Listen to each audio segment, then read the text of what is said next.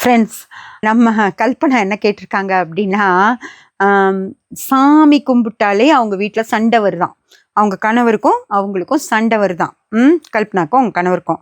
ஏன் வருது சொல்லுங்க பார்க்கலாம். சாமி கும்பிட்றனாலயா வருது? இல்லை. சாமி கும்பிட்றக்கு இவங்க ஏதாவது நை நை நை நைன்னு பிரச்சனை பண்ணுவாங்க. காலையில் நேரம் வந்துறீங்க, சீக்கிரம் போய் குளிச்சுட்டு வாங்க, சீக்கிரம் வந்து நில்லுங்க, இந்த சட்டை போடுங்க, வேட்டி கட்டுங்க, அப்படி ஏதாவது ஒரு பிரச்சனை கொடுப்பாங்க. இல்லைன்னா சாமிக்கு இந்த பொருள் வாங்கிட்டு வாங்க, அந்த பொருள் வாங்கிட்டு வாங்க அப்படின்னு 4 தடவை கடைக்கு அனுப்புவாங்க.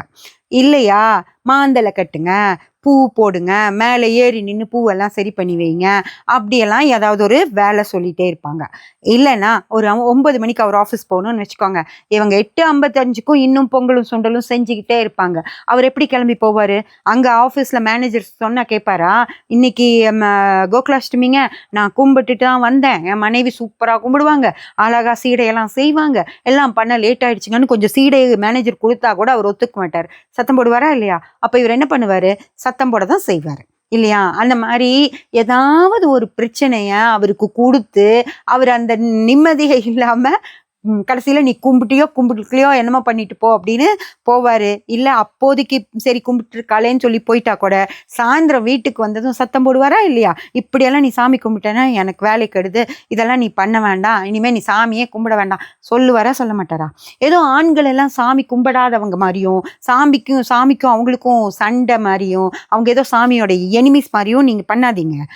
என்ன முடியுமோ 9 மணிக்குள்ள என்ன செய்ய முடியுமோ செஞ்சு, மாந்தலை கட்டலைன்னா பிரச்சனை இல்லை, வெத்தலை பாக்கு இல்லைன்னா பிரச்சனை இல்லை, ஒரு இலை என்ன கூட கேட்டீங்க எல்லாரும், என்னம்மா நுனி இலை போடலையான்னு. எனக்கு அன்னைக்கு அந்த இலை தான் வாங்கிட்டு வந்தாங்க, நான் என்ன பண்ண முடியும்? திருப்பியும் நான் அனுப்புனேன்னு வச்சுக்கோங்க, நுனி இலை தான் வேணும்னு சண்டை தான் வரும்.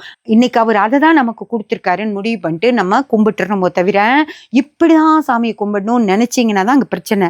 இருக்கிறத வச்சு நீ சந்தோஷமா ஏத்துக்கோப்பா அப்படின்னு சொல்லி கும்பிட்டு பாருங்க, சூப்பரா இருக்கும். ஓகேயா கல்பனா?